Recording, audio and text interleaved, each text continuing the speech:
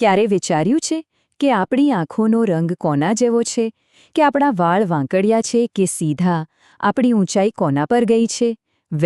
આ બધા સવાલોના જવાબ એ એક જ જગ્યાએ છુપાયેલા છે, આપણા જનીનોમાં. તો ચાલો આજે આનુવંશિકતાની આ જ રહસ્યમયી દુનિયાની સફર પર નીકળીએ અને સમજીએ કે આ આખો વારસો એ કામ કેવી રીતે કરે છે. તો ચાલો એક જાણીતા અનુભવથી જ શરૂઆત કરીએ.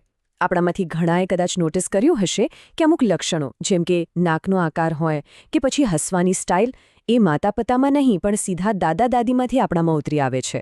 તો સવાલ એ છે કે આ લક્ષણો એક આખી પેઢી કૂદીને આપણા સુધી પહોંચે કેવી રીતે? આની પાછળનું વિજ્ઞાન છે ને, એ ખરેખર જબરદસ્ત છે.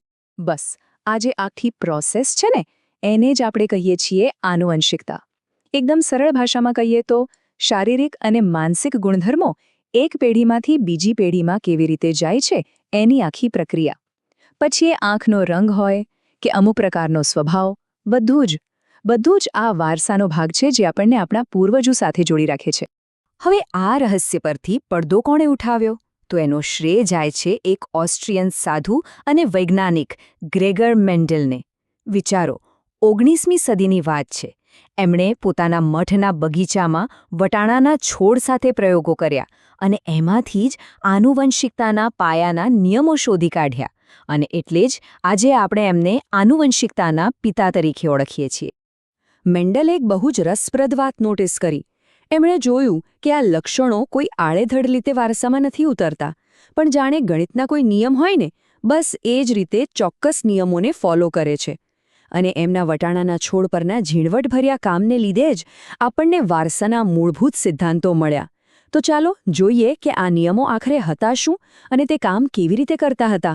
જુઓ, મેન્ડલનો અભિગમ એકદમ સિસ્ટમેટિક હતો. એમણે શું કર્યું? એમણે શુદ્ધ લક્ષણોથી શરૂઆત કરી. મતલબ કે એક એવો છોડ લીધો જે પેઢીઓથી માત્ર ને માત્ર ઊંચો જ થતો હોય, જેને આપણે જનીનની ભાષામાં કહીશું કેપિટલ ટી. અને એની સામે બીજો એવો છોડ લીધો જે હંમેશા નીચો જ રહેતો હોય, એટલે કે સ્મોલ ટી. અને પછી એમણે આ બે તદ્દન અલગ વિરોધી છોડ વચ્ચે ક્રોસ બ્રીડિંગ કરાવ્યું. અને અહીંથી જ ખરી મજા શરૂ થઈ. એમણે જોયું કે પહેલી પેઢીમાં, જેને F1 જનરેશન કહેવાય, એમાં જન્મેલા બધા જ છોડ ઊંચા હતા. આશ્ચર્યની વાત છે નહીં? જાણે કે પેલું નીચાપણાનું લક્ષણ ગાયબ જ થઈ ગયું. આને જ કહેવાય છે પ્રભુતાનો નિયમ. મતલબ કે એક લક્ષણ બીજા પર હાવી થઈ ગયું. પણ વાર્તા અહીં પૂરી નથી થતી. જ્યારે મેન્ડલે આ ઊંચા છોડનું સ્વપરાગનયન કરાવ્યું, ત્યારે બીજી પેઢીમાં શું થયું ખબર છે? પેલું ખોવાયેલું નીચાપણાનું લક્ષણ પાછું દેખાયું. આનાથી શું સાબિત થયું? કે લક્ષણો ક્યારે મિક્સ નથી થતા, એ અલગ જ રહે છે. અને આ છે વિશ્લેષણનો નિયમ. હવે જરા આ આંકડાઓ પર નજર કરીએ. બીજી પેઢીના જે પરિણામો આવ્યા ને, એ કોઈ સંયોગ નહોતો. બહારથી દેખાવમાં તો 3 છોડ ઊંચા હતા અને 1 નીચો. પણ જ્યારે જનીનના લેવલ પર જોયું તો ગુણોત્તર હતો 1:2:1. એટલે કે એક શુદ્ધ ઊંચો એટલે કે કેપિટલ ટી, 2 સંકર ઊંચા કેપિટલ ટી સ્મોલ ટી અને એક શુદ્ધ નીચો સ્મોલ ટી. આ જે ગાણિતિક ચોકસાઈ છે ને, એ જ મેન્ડલની શોધની ખરી સુંદરતા છે. ઓકે, તો એક લક્ષણની વાત તો સમજાઈ ગઈ. પણ રિયલ લાઈફમાં તો એવું નથી હોતું, બરાબર ને? એક સાથે ઘણા બધા લક્ષણો વારસામાં મળે છે. દાખલા તરીકે વટાણાના બીજનો આકાર અને એનો રંગ. તો શું આ બંને લક્ષણો એકબીજા સાથે જોડાયેલા છે કે પછી બંને પોતપોતાની રીતે સ્વતંત્ર રીતે વર્તે છે? બસ આ જ સવાલ આપણને મેન્ડલના ત્રીજા નિયમ તરફ લઈ જાય છે, જે છે સ્વતંત્ર વહેંચણીનો નિયમ. તો આ સવાલનો જવાબ શોધવા માટે મેન્ડલે જે પ્રયોગ કર્યો એને કહેવાય છે ડાયહાઇબ્રિડ ક્રોસ. એમણે શું કર્યું? ગોળ અને પીળા બીજવાળો છોડ લીધો. આ બંને પ્રભાવી એટલે કે ડોમિનન્ટ લક્ષણો હતા. એનું સંકરણ કરાવ્યું ખરબચડા અને લીલા બીજવાળા છોડ સાથે, જે બંને પ્રચ્છન્ન એટલે કે રિસેસિવ લક્ષણો હતા. અને જેવું ધાર્યું હતું એવું જ થયું. પહેલી પેઢીમાં બધા જ બીજ પ્રભાવી લક્ષણોવાળા મળ્યા, એટલે કે ગોળ અને પીળા. હવે જ્યારે આ પહેલી પેઢીના છોડના સંતાનો કેવા હશે એની આગાહી કરવાની હોય, ત્યારે તો શક્યતાઓ ઘણી બધી વધી જાય, બરાબર? તો આ જટિલ ગણતરીને એકદમ સરળ બનાવવા માટે એક જબરજસ્ત ટૂલ છે, જેને પુન્નેટ સ્ક્વેર કહેવાય છે. સમજી લો કે આ આનુવંશિક સંભાવનાઓનો એક નકશો દોરવા જેવું છે. હવે આ નકશો બનાવવા માટે સૌથી પહેલું સ્ટેપ શું છે એ સમજવું કે પેલો પહેલી પેઢીનો છોડ જે હતો RRYY એ કેટલા પ્રકારના જન્યુઓ એટલે કે ગેમેટ્સ બનાવી શકે છે. અને પેલો નિયમ યાદ છે સ્વતંત્ર વહેંચણીનો? એના કારણે આકાર અને રંગના જનીનો અલગ અલગ રીતે જોડાય છે અને 4 શક્ય કોમ્બિનેશન બને છે. Capital R capital Y, capital R small y, small r capital Y અને સ્મોલ r સ્મોલ y. અને હવે જુઓ પુન્નેટ સ્ક્વેરનું જાદુ. આપણે શું કરીએ છીએ? આ જે 4 સંભવિત પરાગરસ છે અને જે 4 સંભવિત અંડકોષ છે એને એક ગ્રીડમાં, એક કોષ્ટકમાં ગોઠવી દઈએ છીએ. પછી દરેક ખાનામાં આપણે આડી અને ઊભી લાઇનના જનીનોને બસ જોડી દઈએ છીએ. અને બસ આ 16 ખાના આપણને બીજી પેઢીમાં જોવા મળતા બધા જ સંભવિત જનીન પ્રકારોની એકદમ ક્લિયર તસવીર આપી દે છે. પેલું 16 ખાનાવાળું જટિલ કોષ્ટક હતું ને, એનો આખો સારાંશ આ ચાર્ટમાં એકદમ સરસ રીતે દેખાય છે. અને પરિણામ શું આવ્યું? હંમેશા એક ચોક્કસ ગુણોત્તર 9:3:3:1.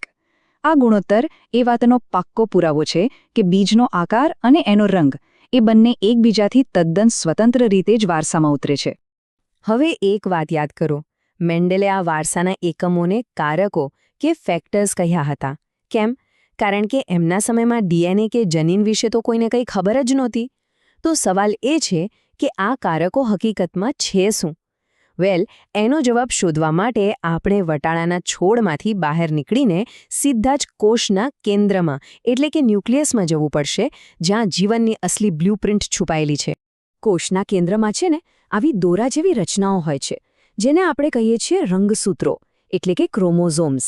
સમજી લો કે આ એ જ પેકેજ છે જેમાં મેન્ડલના પેલા કારકો એકદમ વ્યવસ્થિત રીતે ગોઠવાયેલા હોય છે. અને મનુષ્યમાં આવા 23 જોડ રંગસૂત્રો હોય છે, અડધા માતા તરફથી અને અડધા પિતા તરફ. અને આ રંગસૂત્રો શેના બનેલા છે? એ બનેલા છે એક જબરદસ્ત અણુના, જેનું નામ છે DNA. એની જે ડબલ હેલિક્સ એટલે કે બેવડી કુંતલ જેવી રચના છે ને, એ તો આજે સાયન્સનું એક સિમ્બોલ બની ગઈ છે. અને આ DNAમાં જ જીવનની બધી જ માહિતી, બધી જ સૂચનાઓ એક કોડના રૂપમાં સ્ટોર થયેલી હોય છે. એક સરળ રીતે સમજીએ, જો DNA એક આખી રેસીપી બુક હોય, તો જનીન એટલે કે જીન એ બુકમાંની એક ચોક્કસ રેસીપી છે. મતલબ કે DNAનો એ નાનકડો હિસ્સો જે કોઈ એક ચોક્કસ લક્ષણ માટેની સૂચના કે ઇન્સ્ટ્રક્શન ધરાવે છે, એને જ જનીન કહેવાય છે. અને આ જ આનુવંશિકતાનું સૌથી મૂળભૂત, સૌથી બેસિક યુનિટ છે. અહીં એક એવી હકીકત છે જે કદાચ ચોંકાવી દેશે. આ પૃથ્વી પર કોઈ પણ 2 મનુષ્યોને લઈ લો, એમની વચ્ચે 99.9% DNA એકદમ સરખું હોય છે. હા, સાચું સાંભળ્યું. આપણી વચ્ચે આ જે પણ વિવિધતા દેખાય છે ને, રંગ, રૂપ, કદ, સ્વભાવ, એ બધું જ માત્ર ને માત્ર 0.1%ના તફાવતને કારણે છે. વિચારો, આટલો નાનકડો તફાવત જ દરેક વ્યક્તિને આટલી યુનિક, આટલી અનન્ય બનાવે છે. તો ગ્રેગર મેન્ડલના બગીચાના એ સાદા વટાણાથી શરૂ કરીને કોષના કેન્દ્રમાં રહેલા જટિલ DNA સુધી આપણે આનુવંશિકતાના મૂળભૂત નિયમોને સમજવાનો પ્રયત્ન કર્યો. આ એ જ નિયમો છે જે નક્કી કરે છે કે આપણે કેવા દેખાઈએ છીએ. પણ જેમ જેમ આપણું આ જ્ઞાન વધી રહ્યું છે, તેમ એક મોટો સવાલ પણ ઊભો થઈ રહ્યો છે કે પોતાના જ બાયોલોજિકલ કોડને આટલી ઊંડાણપૂર્વક સમજવું એ માનવજાતના ભવિષ્ય માટે કેવા નવા દરવાજા ખોલી શકે છે. આ એક વિચાર સાથે જ આજની આપણી આ સફરને અહીં વિરામ આપીએ છીએ.